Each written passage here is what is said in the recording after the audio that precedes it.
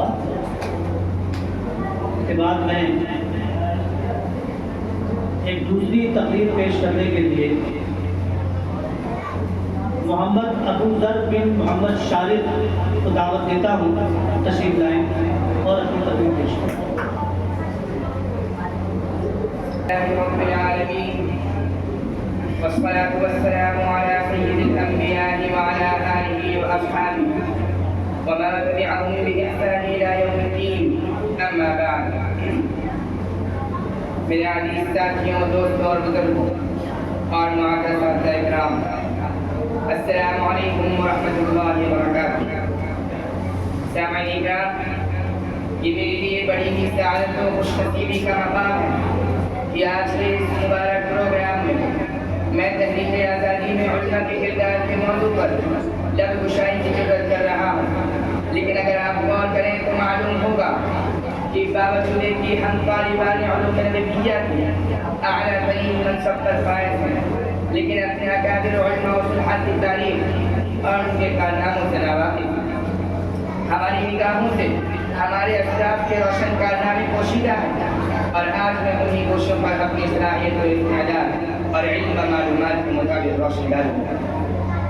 برادران ملت، ہندوستان کی روشن تاریخ گواہ ہے کہ جب بھی ہندوستان کو خون کی ضرورت پڑی اور ہندوستان کی سالمیت کو خطرہ لاحق ہوا، سب سے پہلے مسلمان آگے بڑھ کر اس کے محافظ و پاسبان بن گئے۔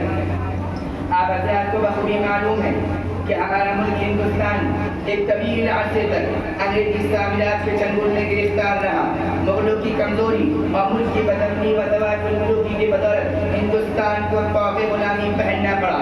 ایسٹ انڈیا کمپنی نے زبردست سازش کر کے پورے ہندوستان پہ قبضہ کر لیا تھا اور یہاں کی آزاد و خود مختار حکومت کو اپنا محکوم و غلام بنا لیا تھا۔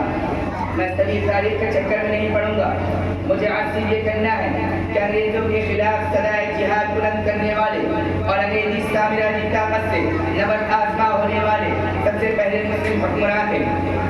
سب سے پہلے سید احمد شہید رحمۃ اللہ علیہ اور شاہ اسماعیل شہید رحمۃ اللہ علیہ نے پرچم جہاد کو بلند کیا۔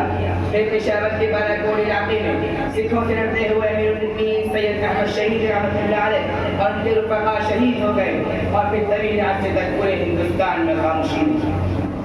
اس کے بعد 1757 پلاسی کے معاہدے میں شیر بنگال نواب سراج الدولہ نے انگریزوں کے خلاف جہاد کیا اور پرچم عرب جہاد کو بلند کیا اور انگریزوں سے ٹکری لے کر ان کو ہندوستان سے باہر نکالنے کا عزم کیا، لیکن اس کے ساتھ غداری کا معاملہ ہوا۔ اس کے سپہ سالار میر جعفر نے غداری کر کے فتح کو شکست میں بدل دیا۔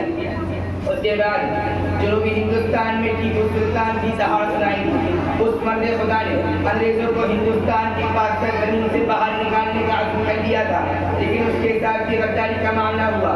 اس کے سپہ سالار میر قاسم نے غداری کر کے ہندوستان کو طویل عرصے تک انگریزوں کا غلام بنا دیا، اور ٹیپو سلطان مادر وطن کی حفاظت کرتے ہوئے میدان جنگ میں شہید ہو گیا۔ پھر بھی آزادی کے متوالے اور آزادی کے امیدوار پرچم حریت بلند کرتے رہے، اور نواب اودھ والد علی شاہ کی گرفتاری کے بعد بیگم حضرت محل احمد اللہ شاہ ابدالی اور جھانسی کی رانی نے انگریزوں کے سامنے سر جھکانے، گھٹنے ٹیکنے اور آزادی کا فخر کرنے کے بجائے دیش کی حریت و آزادی پر قربان ہونا کا وعدہ کر لیا، اور تاریخ بھی ان کی سلطان جیسی بے مثال شخصیات کو یاد رکھا۔ برادران ملت، ہندوستانیوں کو ہر طرف سے شکست کا سامنا کرنا پڑ رہا تھا۔ پیدل پہ کی ناکامیوں کے بعد اب ایک اور جماعت آتی ہے۔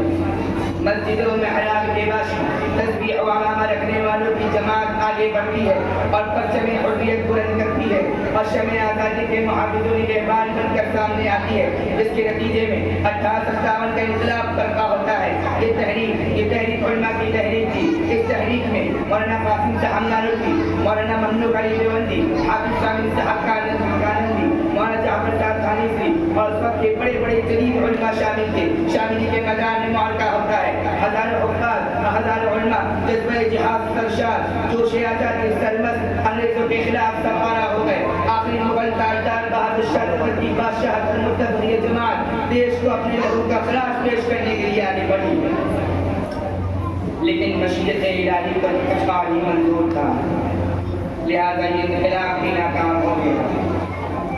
شہزادے اور شہزادیاں قتل کر دی گئیں، ہزاروں علماء کو تحقیر کیا گیا، سینکڑوں علماء کو کالے پانی کی سزا سنائی گئی، ہزاروں مسلمانوں کو برسر عام پھانسی دے دی گئی، اور انگریزوں نے آگے بڑھ کر تحریک تب پر قبضہ کر لیا۔ بہادر شاہ ظفر گرفتار کر لیے گئے اور مغل حکومت کا انتمادہ چراغ ہندوستان سے ہمیشہ ہمیشہ کے لیے بجھ گیا۔ برادران ملت، یہ تاریخ طویل ہے اور وقت کی بندستی کے باعث میں اس معنی تاریخ کو مکمل تو نہیں کر سکتا، لیکن ایک بات ضرور کہنا چاہوں گا کہ اگر کہا جائے کہ مہاتما گاندھی اور جواہر لال نہرو کو قوم کا لیڈر اور ہیرو بنانے والے ہمارے ہی علماء تھے، تو یہ کہنے میں کچھ مبالغہ نہ ہوگا۔ ہندوستان کے علماء میں جذبہ جہاد اور جذبہ حریت ان کے خمیر میں پایا جاتا ہے، اور یہی ہندوستان کے علماء کی شان ہے۔ میں انہیں چند باتوں پر اپنی تقریر کو مکمل کرتا ہوں۔ تو آخر